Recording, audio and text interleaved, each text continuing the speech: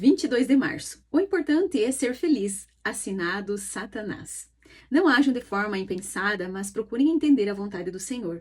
Efésios capítulo 5, versículo 17. O diabo não precisa que você faça a vontade dele, basta que faça a sua. Vivemos em uma cultura que promove bandeiras como vá atrás do seu prazer, siga seu coração, faça o que faz você feliz, quando na verdade a Bíblia afirma o oposto. O inimigo muitas vezes não virá com um tridente nas mãos ou uma aparência assustadora para empurrá-la ao abismo. Ele vem disfarçado, dizendo você merece. Também se esconde em convites aparentemente inofensivos que fazem você pensar, isso não tem nada a ver. Ele sabe que, ao seguir a própria vontade, você naturalmente se afastará do propósito de Deus. Por isso, precisamos declarar, não a minha vontade, mas a tua, Senhor, assim como fez Jesus no Getsemane. Pai, se queres, afaste de mim este cálice, contudo, que seja feita a tua vontade e não a minha. Tudo o que você precisa está no centro do propósito de Deus. Paulo mesmo falou sobre um contentamento que vai além das circunstâncias, uma alegria que não depende do que acontece de bom ou ruim, e ela está em Cristo. Hoje quero incentivá-la a resistir às investidas do diabo e rejeitar o hedonismo em que a nossa cultura está imersa. Eva cedeu ao conversar com a serpente. Não cometa o mesmo erro. O que parece bonito, prazeroso e sem consequências pode esconder dor e destruição. Portanto, seja uma mulher completamente comprometida com a vontade de Deus. Feche todas as portas ao inimigo e viva a verdadeira alegria, aquela que só existe dentro da vontade de Deus. João capítulo 8. E cada um foi para a sua casa. Jesus, no entanto, foi para o Monte das Oliveiras. De madrugada, voltou novamente para o templo e todo o povo se reuniu em volta dele. E Jesus, assentado, os ensinava. Então os escribas e fariseus trouxeram à presença dele uma mulher surpreendida em adultério.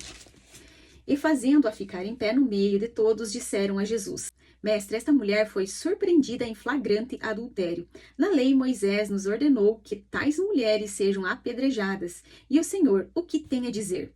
Eles diziam isso tentando para terem de que o acusar. Mas Jesus, inclinando-se, escrevia na terra com o dedo. Como eles insistiam na pergunta, Jesus se levantou e lhes disse: Quem de vocês estiver sem pecado, seja o primeiro a atirar uma pedra nela. E inclinando-se novamente, continuou a escrever no chão. Mas eles, ouvindo essa resposta, foram saindo um por um, a começar pelos mais velhos até os últimos, ficando só Jesus e a mulher em pé diante dele.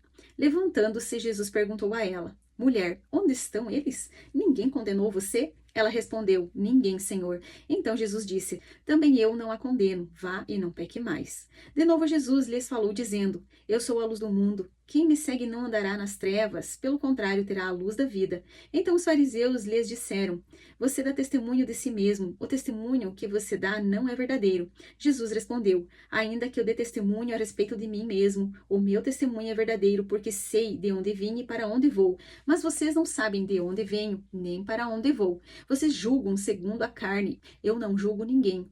E se eu julgo, o meu juízo é verdadeiro, porque não sou só eu que julgo, mas eu e o Pai que me enviou.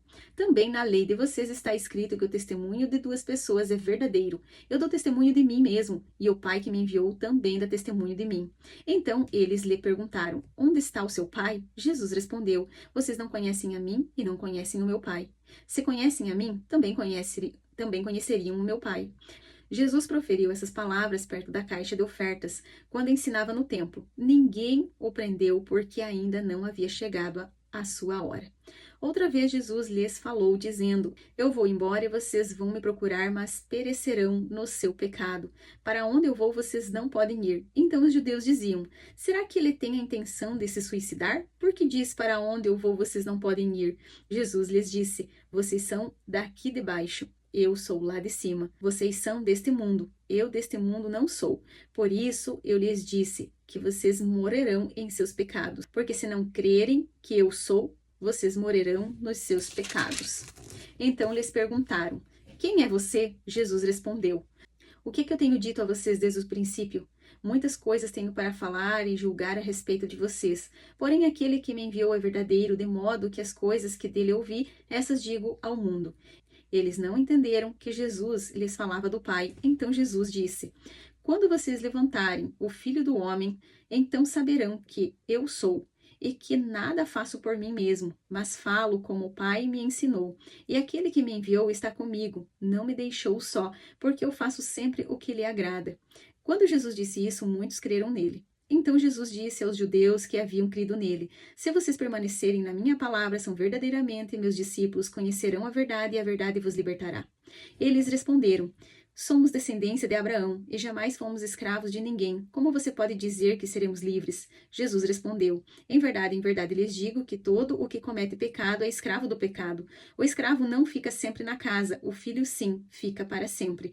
Se, pois, o Filho os libertar, vocês serão verdadeiramente livres. Bem sei que vocês são descendência de Abraão. No entanto, estão querendo me matar porque a minha palavra não está em vocês. Eu falo essas coisas que vi junto de meu pai. Vocês, porém, fazem o que ouviram do pai de vocês. Então lhe disseram: Nosso pai é Abraão. Mas Jesus respondeu: Se vocês fossem filhos de Abraão, fariam as obras que ele fez. Mas agora vocês estão querendo me matar, a mim, que lhes falei a verdade que ouvi de Deus. Abraão não fez isso. Vocês fazem as obras do pai de vocês. Eles responderam: Nós não somos filhos ilegítimos. Temos um pai que é Deus. Jesus disse: Se Deus fosse de fato o pai de vocês, certamente me amariam, porque eu vim de Deus e aqui estou, pois não vim de mim mesmo, mas ele me enviou. Por que vocês não compreendem a minha linguagem? É porque vocês são incapazes de ouvir a minha palavra. Vocês são do diabo, que é o pai de vocês, e querem satisfazer os desejos dele. Ele foi assassino desde o princípio e jamais se firmou na verdade, porque nele não há verdade. Quando ele profere mentira, fala do que lhe é próprio, porque é mentiroso e pai da mentira. Mas porque eu digo a verdade, vocês não creem em mim. Quem de vocês me convence do pecado? Se digo a verdade, porque não creem em mim. Quem é de Deus ouve as palavras de Deus, por isso vocês não me ouvem, porque não são de Deus. Os judeus disseram a Jesus: Será que não temos razão em dizer que você é samaritano e tem demônio? Jesus respondeu: Eu não tenho demônio. Pelo contrário, honro o meu Pai, mas vocês me desonram. Eu não procuro a minha própria glória, a quem o busque e julgue. Em verdade lhes digo que se alguém guardar a minha palavra, não verá a morte eternamente. Então os judeus disseram: Agora estamos certos de que você tem demônio. Abraão morreu e também os profetas. E você diz: Se alguém guardar a minha palavra, não provará a morte eternamente. Você não está querendo dizer que é maior do que Abraão, o nosso pai que morreu? Também os profetas morreram. Quem você pensa que é? Jesus respondeu: Se eu glorifico a mim mesmo, a minha glória não é nada.